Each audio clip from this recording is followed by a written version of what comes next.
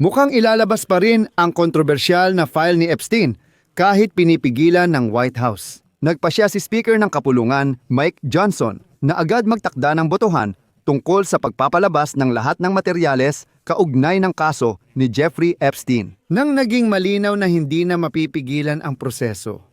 Bukod pa rito, inamin ng puting bahay na may ilang mga Republikano na kumontra kay Trump at hindi na rin sila mapipigilan. At ngayon, maraming eksperto ang nagsasabi na kung walang itinatago si Pangulong Donald Trump tungkol sa kaso ni Epstein, tiyak na napakakaiba ng paraan na pinili niyang ipakita ito. Kay Trump, paalala, wala siyang kasong kaugnay ng kriminal na si Epstein. Kamakailan, hiniling ni Trump sa mga Republikano sa Kongreso na harangin ang desisyon sa paglalathala ng mga file ni Epstein. At ito mismo ay maaaring maging isang problemang pampulitika. Hindi alintana kung ano ang makukuha mula sa mga file na ito sa Kongreso sa huli. Malapit nang mailathala ang mga file ni Epstein habang naghahanda ang Kongreso para sa makasaysayang botohan. Ako si Alexei Pichi. Tara, pag-usapan natin ang paksang ito ng sabay-sabay. Pero bago tayo magsimula, hinihiling ko sa inyo na mag-subscribe sa channel na ito, i-like ang episode at mag-iwan ng kahit anong mahaba-habang komento sa video na ito. Bukod pa rito, mag-subscribe din kayo sa aking Telegram channel na Pichi News. Ang link nito ay nasa description ng video na ito. Doon kami nagpo-post ng mga balitang agad naming natatanggap. Kung gusto ninyong panoorin at suportahan ang trabaho ng YouTube channel na ito, maaari ninyo itong gawin sa pamamagitan ng anumang donasyon o bayad na sponsorship subscription gamit ang mga link at detalye. Sa video description nakalagay, suportahan ang channel ni Alexei Pichi. Pumili ng format na komportable sa inyo. Magpapasalamat ako sa kahit anong suporta mula sa inyo.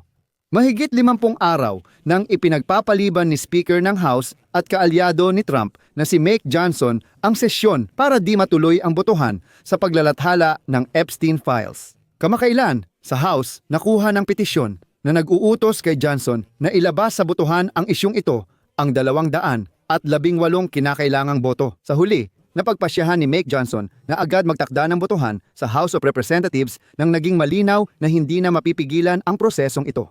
Ang desisyong ito ay nagmarka ng pagbabago sa estratehiya ni Johnson pati na rin ng White House na matagal ding nagsikap na ipagpaliban ang prosesong ito.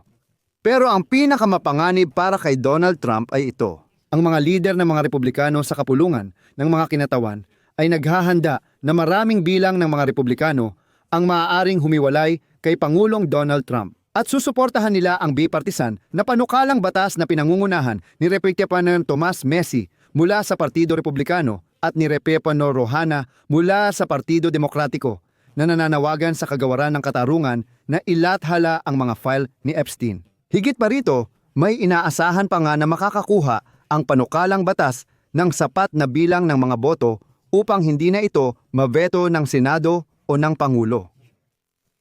Mukhang hindi lahat ng Republikano ay nakinig sa panawagan ni Trump at diretsahan nilang sinabi na sapat na ang pagpapaliban sa isyung ito.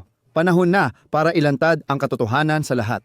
At nitong Miyerkules, sinabi mismo ni Messi na umaasa siya na ang mayoryang hindi nagpapahintulot ng veto ay mapipilitang kumilos ang Senado kahit patutol si Trump. Ipapaliwanag ko kung ano ang ibig sabihin nito. Ibig sabihin, para walang magbeto sa Senado o White House, kailangan ng 2 sa 3 ng House of Representatives o 200 at 90 boto kung kumpleto ang miyembro.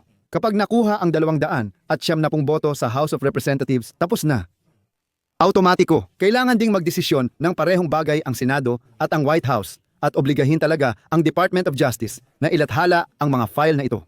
Kung mas kaunti ang boto, maaaring hadlangan ito ng Senado. Pinaaga ni Speaker Johnson ang bakasyon ng House of Representatives ngayong Agosto para maiwasan ang botohan tungkol sa do not resuscitate na dokumento ni Epstein. Nang bumalik ang House of Representatives noong Setyembre, ang mga pangunahing Republikano sa Kongreso at mga kaalyado ng White House ay nagtrabaho sa likod ng mga eksena upang maiwasan ang botohan na ito. Naantala ulit tapos nagbakasyon sila. Noong Miyerkules, tahasang hiniling ni Trump sa mga Republikano na huwag bumoto sa isyung ito. At dito, ang mga Republikano, sa pagkakaalam, ay umaasa na makakalusot sa pamamagitan ng tuso. Kung hindi mapipigilan ang momentum sa kapulungan ng mga kinatawan, ang tanging paraan ay ipasa ang usapin sa Senado. Sige, pabayaan na lang bumoto ang kapulungan ng mga kinatawan pabor dito. Tapos, haharangin naman ito ng Senado. Para hindi maharang ng Senado, kailangan ng 290 boto sa Kamara. At nagmamadali ang mga Republikano na isagawa ang botohan hindi lang basta-basta. Umaasa silang hindi aabot ng mga may akda ng panukalang batas ang kinakailangang bilang ng boto. At doon naman, gagawin ng Senado na mayorya ang mga Republikano ang lahat ng kanilang makakaya. Gagawin nila ang kanilang parte. At wala talagang anumang mga file na ilalathala. Pero alam mo, kung wala namang itinatago si Trump tungkol sa kaso ni Jeffrey Epstein, siguradong pinili niya ang pinakakakaibang paraan para ipakita iyon. Walang anumang kaso na isinampa kay Trump kaugnay kay Epstein, pero napakakahina-hinala ng kilos niya. Nang ilabas ng mga Demokratiko online noong Miyerkules ang mga mensahe ng opisyal tungkol kay Epstein na binanggit si Trump, nagulo ang White House. Nagdaos ang White House ng pagpupulong sa Situation Room kasama ang isang mahalagang mambabatas na Republikano na lumagda sa petisyon para ilabas ang mga file ni Epstein. At kalaunan, nagsimulang tumawag si Trump sa mga kongresistang Republikano. Pagkatapos pa nito, nagsulat si Trump sa social media na True Social ng ganitong pahayag at ito ay CP. Sinusubukan na naman ng mga Demokratiko na buhayin ang issue ng panlilinlang ni Jeffrey Epstein. Isang napakasama o hangal na Republikano lang ang mahuhulog sa patibong na ito. Hindi dapat magkaroon ng paglihis tungkol kay Epstein o iba pa. At lahat ng mga Republikano ay dapat lang mag-focus sa pagbubukas ng operasyon ng pamahalaan ng bansa. Gusto kong balikan kung paano ang administrasyon ni Trump na dating suportado ang paglalathala ng mga file ni Epstein ay biglang tumutol nitong Hulyo. Bukod pa rito, napakakaiba na kamakailan lang inamin ni Trump na alam niya na ang kaalyado ni Epstein na si Maxwell ay kumukuha ng mga babae sa Mar-a-Lago at minsan ay mga menor de edad pa. Napakakaiba na itinatanggi ni Trump na siya ay sumulat ng malaswang liham kay Epstein na inilathala noong tag-init.